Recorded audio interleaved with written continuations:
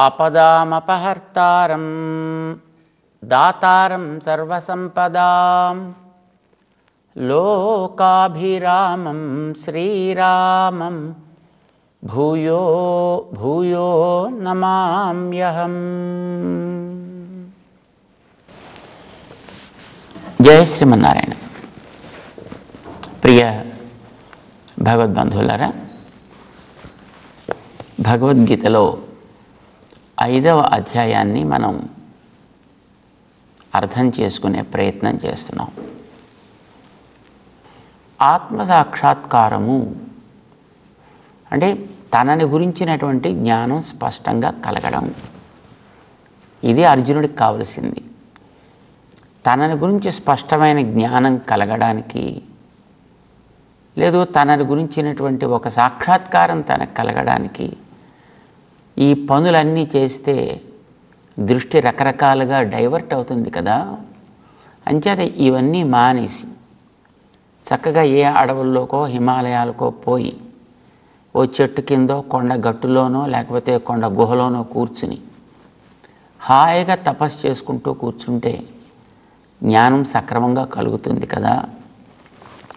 అనవసరంగా ఈ చేతులు కాళ్ళు శ్రమపడి యుద్ధం చేస్తూ ఉంటే బాణపు దెబ్బలు తనకి తగిలి, తను వేసే బాణపు దెబ్బలు వాళ్ళకి తగిలి రకరకాల ఇబ్బందులు పడడం, ప్రాణాలు పోవడం, రకరకాల దుఃఖాలు ఏర్పడడం, ఈ తలకాయ నొప్పి వల్ల ఆత్మ సాక్షాత్కారం అని ఎట్లా కలుగుతుందా? కనుక హాయిగా ఏ కొండ గుహలోకైనా పోయి కూర్చుంటే మంచిది కదా. అంచేత అది సాధించాలి అనేది అర్జునుడి కోరిక. కానీ శ్రీకృష్ణుడికి అసలు నీకు శరీరం ఇచ్చిందే పనిచేయడం కోసం కదరా నాయనా, పని చేయడం కోసం ఇచ్చిన దాంట్లో నువ్వుంటూ పని మానేసి తిరుగుతానంటావేమిటి? కనుక నువ్వు పని చేయాలి అని చెప్పడం కృష్ణుడి తాత్పర్యం. ఒక అధికారికి ఒక ఆఫీస్ ఉద్యోగం ఇచ్చారు అని అనుకోండి, ఒక పెద్ద ఉద్యోగం ఇచ్చారు.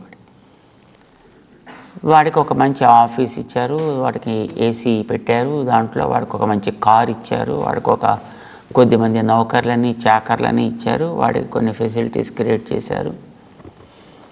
ఇవన్నీ ఇచ్చింది చక్కగా హాయిగా రూమ్లో కూర్చుని ఏసీ ఆస్వాదించడం కోసం కాదు కదా. దాంతో చేయాల్సిన పని ఏదో ఆ పని చేయడం కోసం వాడికి ఇచ్చినప్పుడు వాడు ఆ పని చేయడం కోసం వాడాలి. తను ఆ ఆఫీసులో ఉన్నంత వరకు కూడా పని చేస్తూ ఉండాలి. అందులోంచి బయటికి వచ్చేసాడు అని అంటే తర్వాత వాడి విషయం వేరు. కానీ ఆ ఆఫీసులో ఉన్నంత వరకు దాని యొక్క నియమాలు, దానికి ఉండేటటువంటి క్రమము అది తెలుసుకోవాలి, తెలుసుకున్నట్లుగా పని చేయాలి ఆఫీసులో ఉన్నంత వరకు. లేదా హాయిగా దాంట్లోంచి రిజిగ్నేషన్ ఇచ్చే బయటకు వచ్చిన తర్వాత వాడి ఇష్టం, వాడు ఎలా కావాలంటే అలా ఉండొచ్చు. ఈ జీవుడికి అంటే మనకి ఈ శరీరం అనేది ఒక ఆఫీస్. దీనికి ఒక చక్కటి మెకానిజం ఏర్పాటు చేసి పెట్టాడు. ఒక మనస్సు, ఇంద్రియాలు, బుద్ధి, ఒక వ్యవస్థ, ఇవన్నీ కలిగినటువంటి ఈ శరీరం అనేది ఒక పెద్ద ఆఫీస్ నీకు ఇచ్చాడు. ఇందులో నేను పట్టుకొచ్చి పెట్టాడు. ఎందుకు పెట్టినట్టు? వీటన్నిటిని పని చేయించకుండా కూర్చోబెట్టి నువ్వెక్కడో కొండ గుహల్లో కూర్చుంటానంటే మంచిదే. కొండ గుహలో నువ్వు కూర్చోవడం అభ్యంతరం ఏం లేదు. కానీ ఆ కొండ గుహలో కూర్చుని చేసే తపస్సుకు కూడా లోపల చలేస్తే ఎవడైనా కాస్త వేడి నిప్పులు పెట్టి నీకు వేడెక్కించేవాడు, లేదు ఎండ ఎక్కువై లోపల ఉక్కపోస్తే ఫ్యాన్ పెట్టి మళ్ళీ దానికి కాస్త చల్లగాలి వేయించేవాడు, ఏ పూటకు ఆ పూట నీకు కాస్త అప్పుడప్పుడు కాఫీయో ఛాయో తాగితే దానికి టైంకి పట్టుకొచ్చి ఇచ్చేవాడు, ఏ పూటకు ఆ పూట నీకు భోజనం చేయాలని ఆకలి వేసినవాడు పట్టుకొచ్చి వాటిని జాగ్రత్తగా అందిస్తూ ఉండేవాడు ఉంటే అప్పుడు నువ్వు ఆ కొండ గుహలో కూర్చున్నా సాగుతుంది. అంటే అక్కడ కూడా నీకు ఇవి కావాలి కదా. నీకు తిండి అక్కర్లేదు, నీళ్ళు అక్కర్లేదు, స్నానం అక్కర్లేదు, సంధ్య అక్కర్లేదు, నిద్ర అక్కర్లేదు, ఆకలి దప్పికలు అనేవే లేకుండా, ఇతర అపేక్షలనేవి లేకుండా నువ్వు అక్కడే ఉండిపోగలిగితే మిగతా బయట ప్రపంచంతో సంబంధం లేకుండా పర్వాలేదు. కానీ నువ్వు శరీరంలో ఉన్నావు కదా, ఈ శరీరానికి ప్రతి పూటకి ఒక అలారం కొట్టడం అలవాటు కదా. పొద్దున్న 7 అయ్యేటప్పటికి కాస్త బ్రేక్ఫాస్ట్ ప్లీజ్ ఒక బెల్ కొడుతుంది. 12, 1 గంట అయ్యేటప్పటికి లంచ్ ప్లీజ్ మరొక బెల్ కొడుతుంది. సాయంకాలం 4:30, 5 అయ్యేప్పటికి స్నాక్స్ ప్లీజ్ అని మరొక బెల్ కొడుతుంది. రాత్రి 7, 7:30 అయ్యేటప్పటికి మళ్ళీ లేదు, దానికి ఏ టైం అయితే ఆ టైం, ఇప్పుడు దానికి జీర్ణం అయిన తర్వాత ఎప్పుడైతే అప్పుడు మళ్ళీ ఇంకొంచెం ప్లీజ్ అని మళ్ళీ కొడుతుంది. ఇవన్నీ కొట్టిన తర్వాత మళ్ళీ దానికి డిశ్చార్జ్ మళ్ళీ కొంత కావాలి. మళ్ళీ ఇందులో ఇవన్నీ జీర్ణం అయిపోయినాయి కనుక వేస్ట్ అంతా వదలవలను బయటికి, దానికి మళ్ళీ ఒక మెకానిజం కావాలి. ఇవి లేకుండా ఉండగలిగే అవకాశం శరీరానికి ఉందా? ఉంటే నువ్వు హాయిగా కొండగోలో పోయి కూర్చో, నో ప్రాబ్లం ఎట్ ఆల్, ఏం ఇబ్బంది లేదు. కానీ శరీరం అనేది అలాగా ఉండదు. ఇది పంచభూతాలతో ఏర్పడింది. ఆ పంచభూతాల్లో ఒక్కొక్కటి వాటి పని చేసుకుంటూ అవి పెరగడమో తరగడమో జరుగుతూ ఉంటాయి. అవి తరిగినప్పుడల్లా వాటిని మళ్ళీ రీఫిల్ చేయాల్సినటువంటి బాధ్యత నీకుంటుంది. రీఫిల్ చేయాల్సిన వాటిని సంపాదించాల్సినటువంటి అవసరము నీకుంటుంది. దానికోసం ఈ శరీరాన్ని వెచ్చించి పని చేయాల్సిన అగత్యము నీకుంటుంది. శరీరం అంటూ ఉంటే ఇవన్నీ తప్పవు. ఈ శరీరం ఉంటూ కూడా అలాంటి అపేక్ష లేదు అని అనుకున్నప్పుడు మాత్రమే నువ్వు ఆ కొండగోలో కూర్చొని తపస్సు చేయగలుగుతావు. అసలు ఆయన నేను అసలు ఇవన్నీ ఎందుకు తలకాయ నొప్పులు, నేను పోయి కొండగోలో కూర్చుంటానని కూర్చున్నాడు. ఒకసారి ఒక మహర్షి తపస్సు చేసుకుంటానని కూర్చున్నాడు. ఆయన బయట ఉండేటటువంటి ప్రకృతి ప్రభావం చేత అతని వల్ల ఒక పెద్ద భాగవతం ఏర్పడింది. ఆ మహర్షి చక్కగా హాయిగా పోయి జపం చేసుకుంటానని కూర్చున్నాడు. అక్కడికి పరీక్షిత్ అనే రాజు వచ్చాడు. దాహం వేస్తోంది, వేసవికాలం, మండుటెండ, అలసిపోయి వచ్చాడు, దారి తప్పాడు, జనంతో విడిపడ్డాడు. ఎవడైనా ఒక నీటి చుక్క పోస్తే చాలని అనుకున్నాడు. పాపం ఇటోటు చూశాడు. చెట్టు కింద ఒక మనిషి కనిపించాడు. ఆయన దగ్గరికి వెళ్ళాడు. ఈయన అడిగాడు. ఆయన వినే దశలో లేడు. తపస్సు చేసుకుందామని కూర్చున్నాడు. పాప ఆయన వినే దశలో ఉంటే కావలసినటువంటి అతిథి మర్యాదలు ఏవో చేసి ఉండేవాడేమో ఆయన. కానీ ఆయన వినే దశలో లేకపోవడం చేత ఇతను వెళ్ళి నాకు దాహం, నీళ్లు కావాలి అని అడిగినా ఆయన దానికి తగ్గట్టుగా స్పందించలేకపోయాడు. అడిగినవాడు రాజు. నోరు తెరిచి దేహి అని అడిగాడు ఆయన. అవతల వ్యక్తి స్పందించకపోయేటప్పటికీ ఇతనిలో ఉండేటటువంటి ఆ అహంకారం ఒకసారి పెళ్ళుబికింది. కోపం వచ్చింది. ఏదో చెయ్యాలనిపించింది. కానీ ఏం చేయలేడు ఆయన. చేయకూడదు. కానీ కోపం ఊరుకోనివ్వదు కదా. ఇప్పుడు ఎవడి మీదైనా కోపం వచ్చినప్పుడు ఆ కోపం తీర్చుకోవాలంటే ఎదుర్కొనే వెళ్ళి వాడినో 2 వాయించబుద్ధి అవుతుంది. వాడు పెద్దవాడై ఉండి వాడి చేతిలో ఇంకో ఆయుధం ఏదో ఉండి లేకపోతే వాడికి ఇంకో సాధనం ఏదో ఉండి వాడు వీడిని ఏదో చేస్తాడు అనుకున్నప్పుడు ఈ కోపాన్ని 2 వేసి వీడి తీర్చుకోలేడు. వాడి మీద తీర్చుకోలేడు.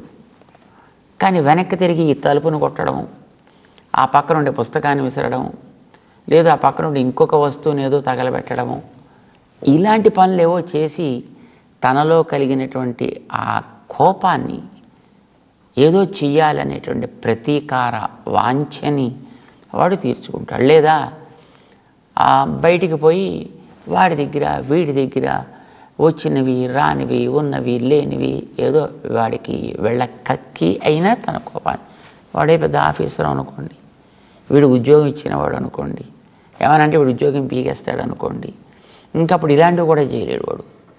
ఇంచేత అక్కడికి వెళ్ళి ఇంకా ఏదో పక్కన లేకపోతే తలుపులు తీసుకుని తన్ని తాను కొట్టుకుంటూ ఏడుస్తూ కూర్చుంటాడు. చేయగలిగితే ఇతడు మీద చేస్తాడు, లేకపోతే తన మీద చేసుకుని ఏడుస్తాడు. ఎక్కడో ఒక చోట ప్రతీకారాన్ని అయితే తీర్చుకోవాలి, కక్కాలి. వెళ్ళినవాడు పరీక్షిత్తు రాజు. ఏదో చెయ్యాలి. ఇటు అటు చూశాడు. చూస్తే అక్కడ ఏదో ఒక పాము కనిపించింది. చనిపోయిన పామా నిజమైన పామా తెలియదు. కానీ అతనికి ఆ కనిపించిన దాన్ని తీసి ఆ ఋషి మెడలో వేశాడు. ఆయన మామూలు పాముని వేస్తే ఋషి ప్రభావంతో అది ప్రాణం పోయిందో, లేదు ప్రాణం పోయింది ఏదో ఆ పక్కన ఇటు అక్కడో ఇటో పడుంటే తీసి దాన్ని తన ధనస్సుతోటి తీసి ఆ ఋషి మెడలో వేసి తనకి కాస్త ఏదో చేశాను ప్రతీకారం అని అనుకుంటూ అక్కడి నుంచి పక్కకి పోయాడు. దాహం తీరిందా దానివల్ల? ఏం కాల.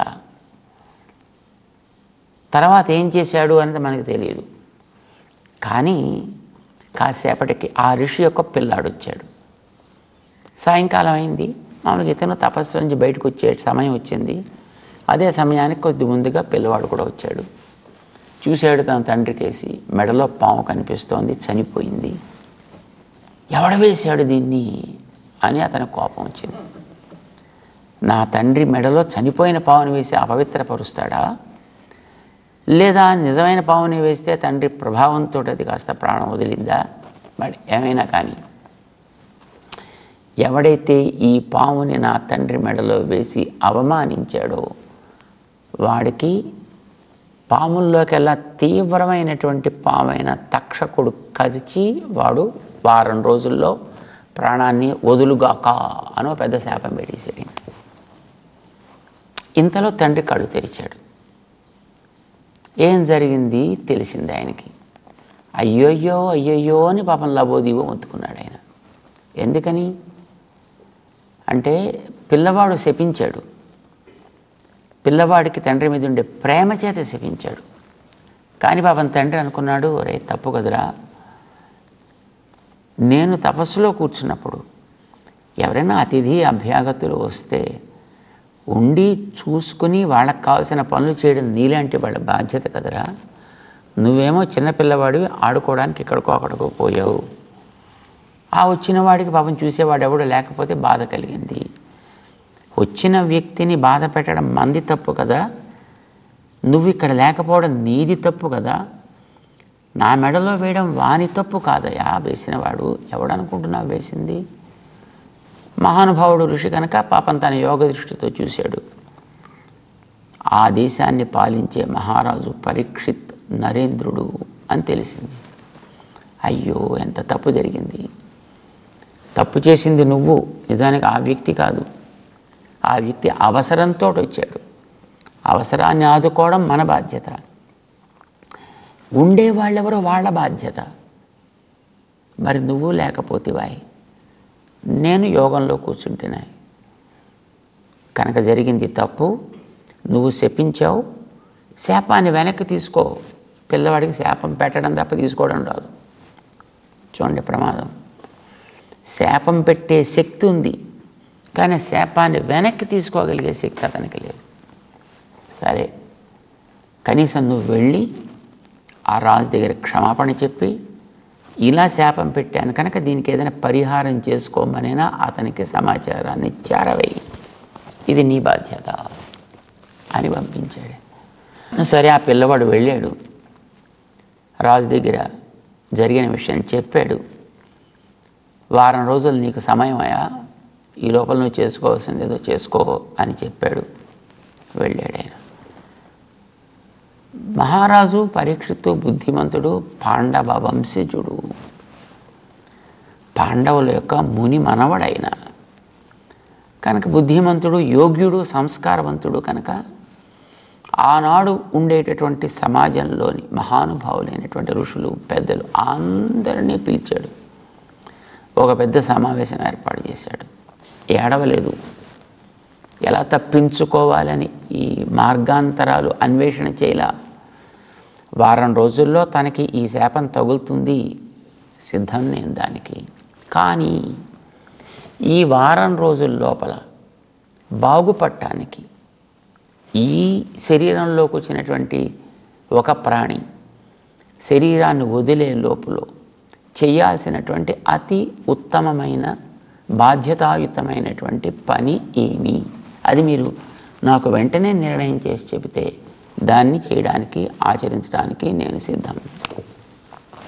ప్రాణం పోతుందని నాకేం బెంగలేదు, చనిపోతానని నేను ఏడవదలుచుకోలేదు, కానీ చెయ్యాల్సిన పని చేసిపోవాలి అనేటటువంటిదే నా యొక్క తాత్పర్యం. కనుక ఏం చేసిపోవాలో చెప్పండియా అని అడిగాడు ఆయన. ఇలా అడిగిన సందర్భంలో మిగతా వాళ్ళంతా తర్జన భర్జనలు చేస్తున్నారు అక్కడ. ఇంతలో అక్కడికి శ్రీ సుఖ మహర్షి వచ్చాడు.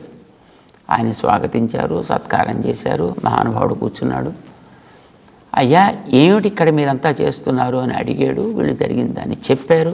విన్న మహానుభావుడు, ఏమయ్యా మహారాజా, 7 రోజులు సమయం ఉందంటున్నావు, నీకు చాలా ఎక్కువయా.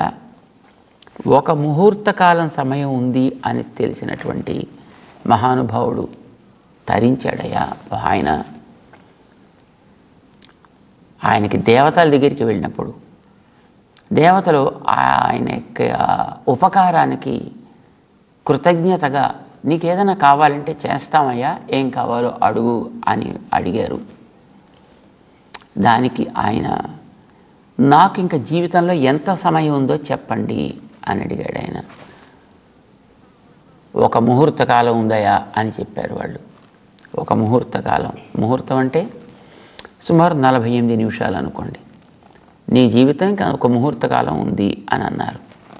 అనగానే ఆ మహనీయుడు వెంటనే తను యోగంలో కూర్చుని తన ఇతర ప్రవృత్తులన్నీ మాని తన మనస్సుని భగవంతుడి పాదాల మీద పెట్టి ఆ ధ్యానంతో తను హాయిగా భగవత్ సన్నిధానాన్ని చేరాడయ్యా. 1 ముహూర్త కాలాన్ని అంత సవ్యంగా వాడుకోగలిగాడు ఆ మహనీయుడు.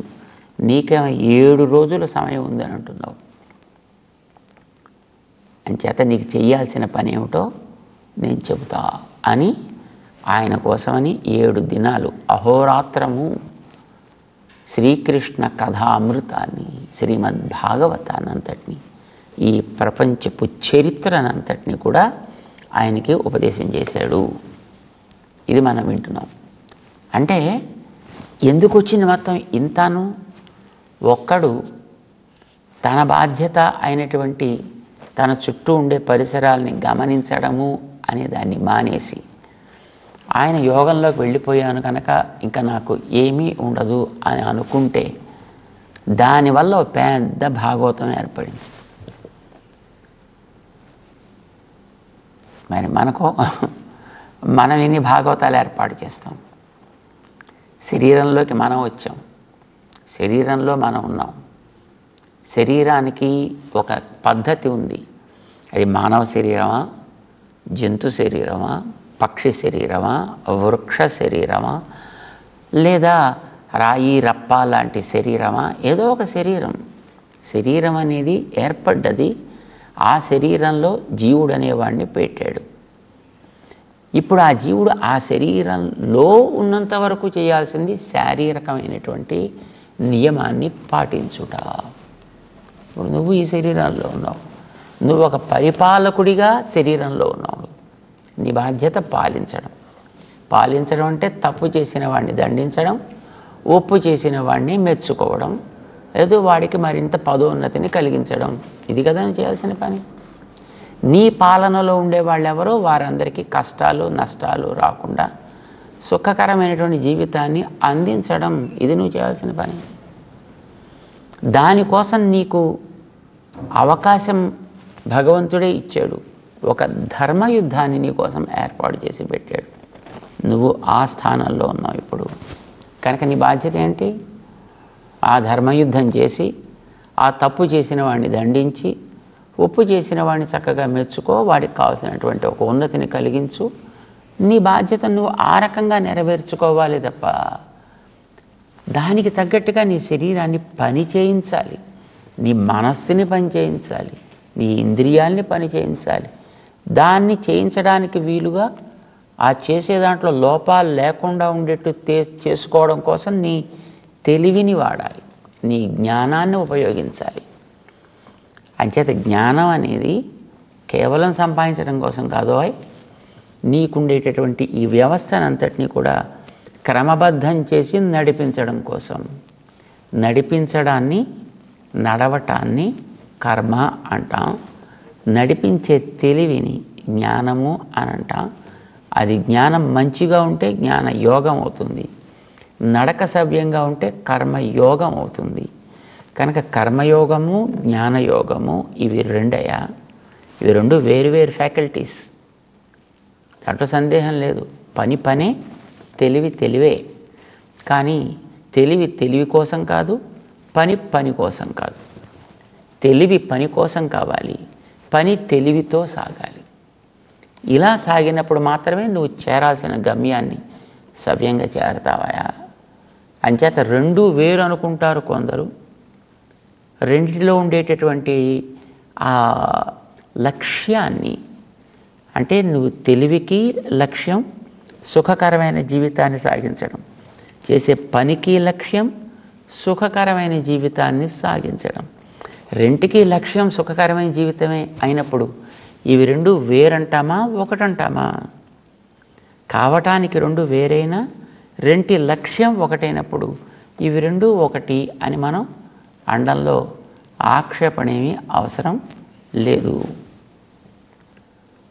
అయితే ఇందులో దేని మీద మనం దృష్టి పెట్టాలి అనేది ఆలోచించినప్పుడు మాత్రం నువ్వు తెలిసి చేసినా తెలియక చేసినా పని చేయడం అనేది బాధ్యత.